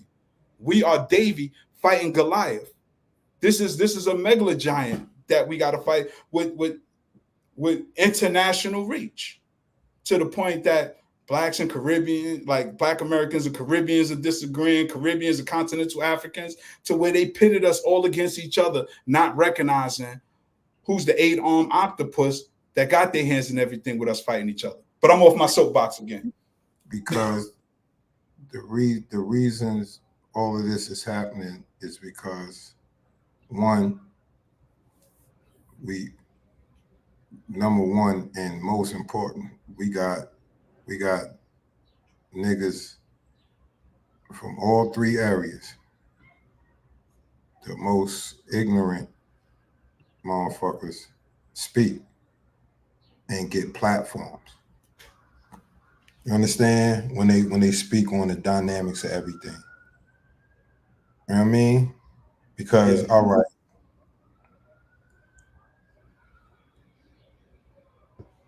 most Africans don't get taught our history. Right. We don't get taught African history. That's a Caribbeans fact. don't get taught American history. we don't get taught the African Caribbean history unless it's self-taught. So imagine how many people aren't self-taught. That's the vast majority, bro. To be honest, that's the vast majority. So it's so much ignorance. You know what I'm saying? That's why I like what you see on YouTube and TikTok. The younger generation passing information from continent to the you know what I'm saying, to the United States, and that they are more in solidarity than the older people, because the older people have three encounters with somebody from somewhere else, and automatically that fit everybody. You know what I'm saying? Or they self-isolate, and in all three cases they self-isolate and then not able to see the similarities, because we all come from the same core with the same ops, with the exact same ops. But it's like, and this go, like I said, especially for those coming over here,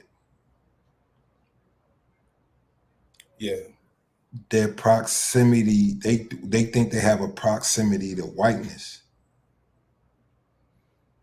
For those that are ignorant, think they have a proximity to whiteness because they are not Africans in America, or however somebody wants to see us, whether we the Hebrews or however you want to see it, right? But ones that have been here for hundreds of years, you know what I'm saying?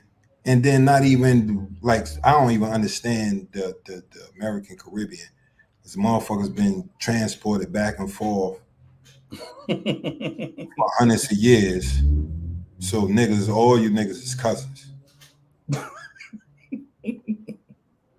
Motherfucker gets sold from Barbados to North Carolina to South Carolina. Yeah. Right across the water real quick. Like, we don't like, because that, like I said, those that are educated know, and they understand we are all related, and even culturally, you know what I'm saying? But like I said, it comes mostly from, like I said, ignorance on all three, from all three sides. You know what I'm saying? All four sides, actually, because you got the blacks in Europe too now. Yeah, definitely. You know what I'm saying? The proximity to whiteness, like you said. Yeah. So yeah, when they ain't like the encounters in hand, that's why a lot. That's why you get the more ignorant American saying something, because they've had these encounters with those specific people, which in all actuality, that's not all of them. Right. All you got to do is have encounters and like have a genuine, like, people. Oh, because you see it, I've seen it. You know what I'm saying? Both ways. Yeah. You know what I'm saying? So that's what that mainly comes from. Yeah. Our time is winding down. We got 20 minutes left. Audience, chime in real quick. Yeah, you hit it on the head, Gutter. You hit that on the head, because I think that's a show we could talk about too. Because I heard a big rapper, actually one of your homies, say that Black Americans don't have no culture. So we could unpack that. You know, to say that your man Buster Bus said Black Americans have no culture. That's, you know, I think we could have that cleared up or something. That got to be the dumbest statement, because some people, to your point, some people believe that because the lack of information being exchanged. Yeah, that's what I'm saying. That's context he put that in. But he said that. Yeah, I don't understand, because that's the God. It's like, if you don't know that, like, Come on, God. But Right.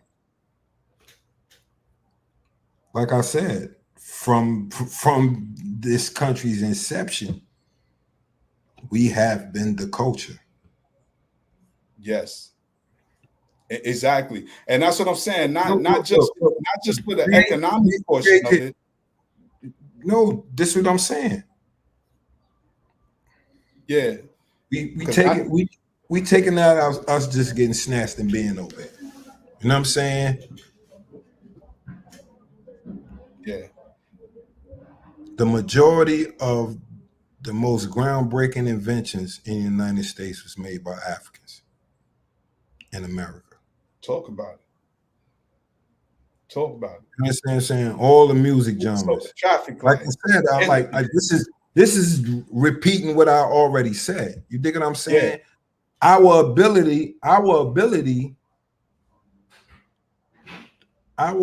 in agricultural intelligence as well, because they snatch people for specific things: sugar cane, rice, tobacco, all that, because we knew how to farm.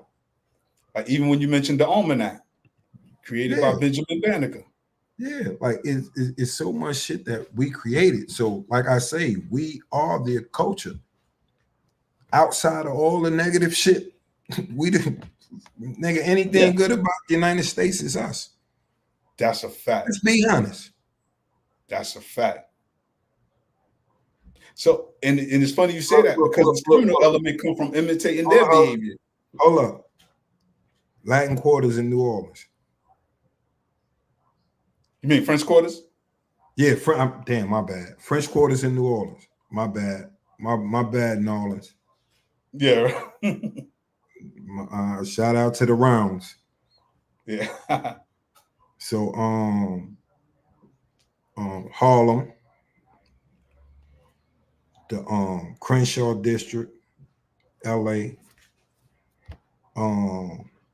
Look, the Detroit, Chicago, like the destination, like Brooklyn, like no, of course New York. We like I was just ignoring that because you know this is the city of a million cultures. You know what I'm saying? You see what I said? You know what I'm saying? Yeah.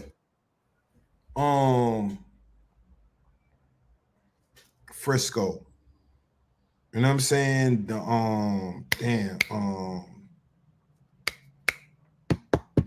damn. It's historically black neighborhood. Where at? In San Francisco? Yeah, in Frisco. I know what you're talking about. I can't think of the name. Yeah, because I heard about it. I'm not familiar, but I know I've heard about that before. St. Louis. You know what I mean? It's like these black communities is what make these cities vibrant.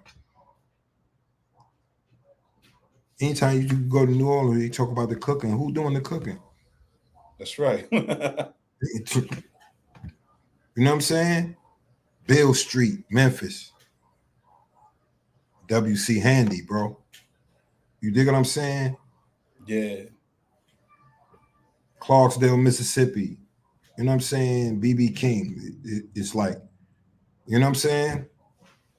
Everything that made America what it is it comes from us and from our struggle. Even when you talk about the dark side, it comes from our struggle. Right. Nobody else, nobody but us and the natives. Yeah. Yeah. Our sister Keisha always talk about the importance of Bumpy Johnson and Madam Sinclair. So even if you go to the underworld, the lottery. You know what I'm saying? Yeah, the lottery. Exactly. Yeah. And the respect they garnered from the Italian mob for being stand-up, strong people. Yeah, they had no choice. Right. That's what I'm saying. But this society, it goes back to what you were saying about the Drake and Kendrick piece. You know, there's a certain machine that will prop certain people up. Yeah. They will put them in our face and act like this is our culture, and it's not. It's a That's the same- manufactured culture. That's the same thing with a lot of the see, this is the thing is just because somebody's a rapper doesn't mean they of the culture. It's a fact. That's like we got to dispel that because it's a lot of dudes, especially a lot of these dudes that nowadays is they're not of the culture. They just opportunists. Yeah. They learn cadence, they learn this, but they don't really care about the culture.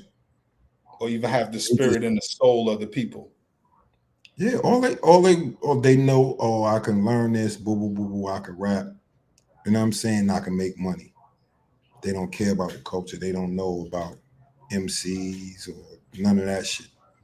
You know what I mean? Right. And I'm not just talking about the other side. I mean people within our community as well. Right. Yeah. Because you could like clearly homeboy is black. He presents as black, but he lives in whiteness. Yeah. Well, Dr. Clark said something very interesting. He said, no good African ever came from between the legs of a white woman. So Dr. Clark, and Chancellor Williams already told us about them folks in the destruction of black civilization. He said that's what the leaders in Africa was telling their people. When you go there, you go there to learn, to bring back for The us to information. build our country. Yeah. Don't come back with no white woman. Yeah. If you're gonna get with them, stay there. Yeah, exactly. If you're gonna get with them, stay And there. that's what I'm saying is when I say the culture, they'll try to insert people within the culture. Yeah.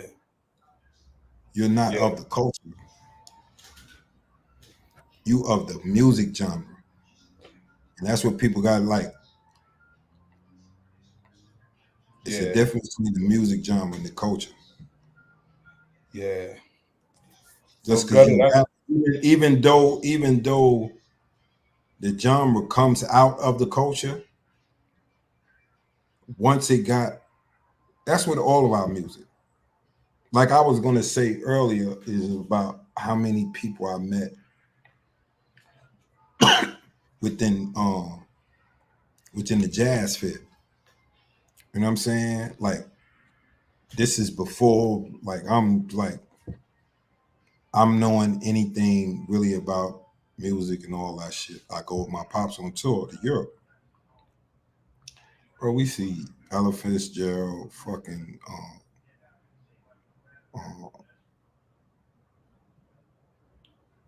Miles Davis, a bunch of motherfuckers. And these dudes is like, and my pops introducing me, you know what I'm saying, to all these people. And I'm like, and my pops is with like a well-respected jazz band at the time, Sun Ra. So, but I'm, you know me, like I'm on hip hop. Yeah. So once everything becomes super commercial,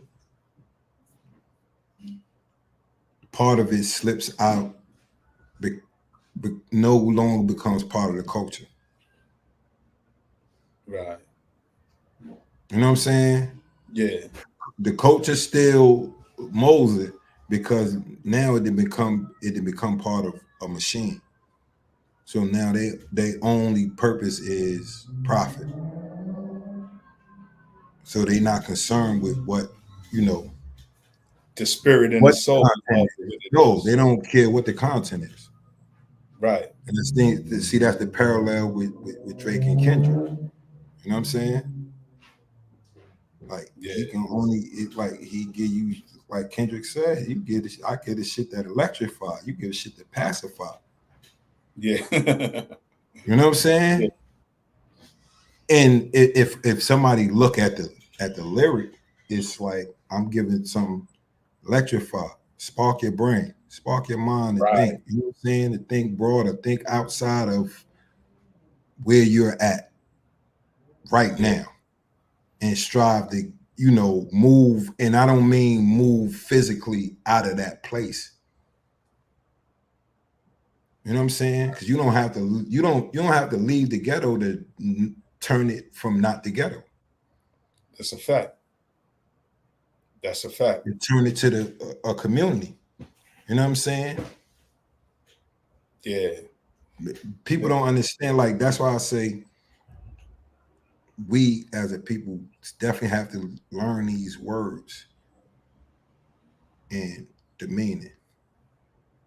Because we'll have a lot of niggas that speak out against communism and don't understand where communism comes from, community. Yep. You understand what I'm saying? The concept. But you got to think about it. Who presented the concept? The ops. You know what I'm saying? They didn't actually present the concept. They just presented it in writing. We've been living that way for centuries, for eons. You know what I'm saying? Where we all do part for the broader community. You know what I'm saying? Right. It was just that the ops presented as wrong to make us. Even they present when they presented it as right. They just presented it from their view. Whereas we were actually living the concept of what they were talking about. See, is it different from living the concept and speaking the concept? That's just like they talking about democracy. If this was democracy, then it would be the will of the people. Obviously, that's not. You know what I'm saying? Yeah, that's not what's happening. But Gutter, we almost at the 4 o'clock hour. Any closing words you want to leave the people with? You know, just a happy birthday in the essence to the God Malcolm X. Ashe. Yeah. Word family.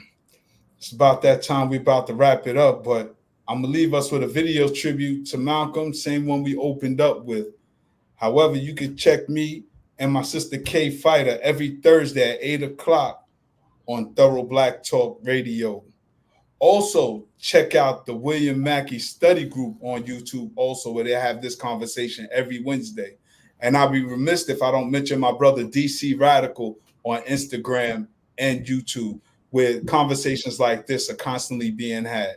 Oh, yeah, and I definitely got to shout out my brother down in Baltimore, Dr. Minister Asar Winkler, and the Temple of New African Thought, TNAT, Temple of New African Thought. They just putting their information out there. All of us that are of this mindset, we have to support each other, particularly in the spirit of Malcolm X. So check them out, as well as our brother Mbwebe Ishangi and Crypto Woe. Already gave my brother Knowledge Born a shout out. And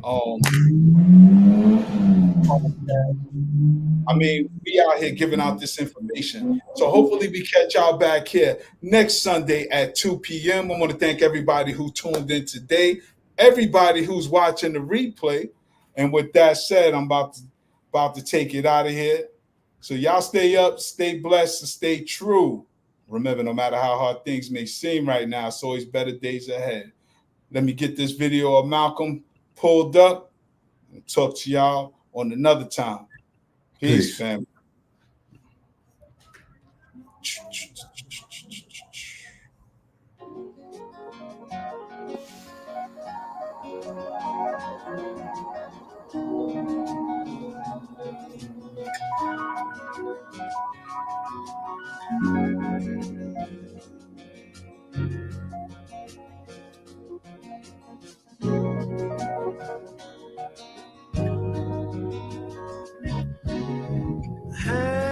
Hang on to the world as it spins around.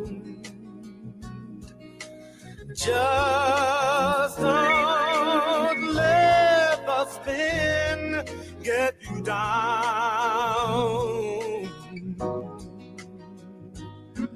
Things are moving fast.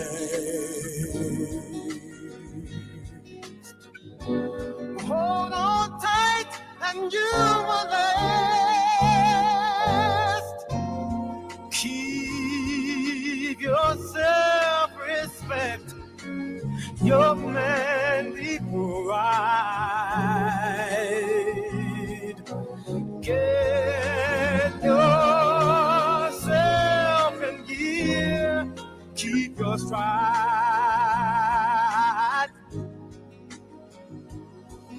Never mind your fears.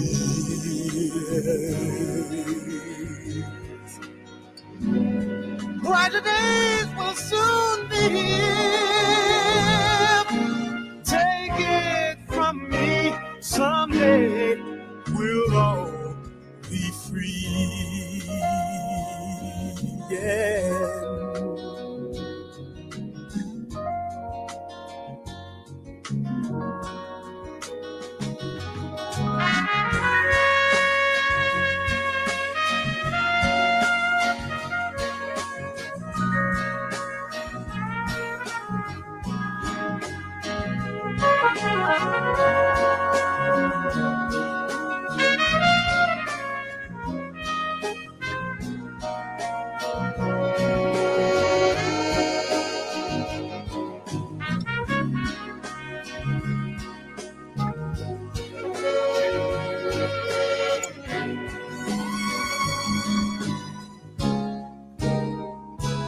Keep on walking tall. Hold your head up high. Lay your dreams right up to the sky. Sing your great song.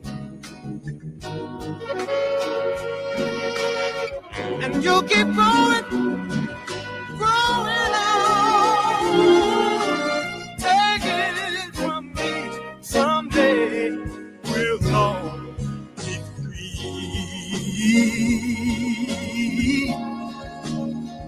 Hey, just wait and see.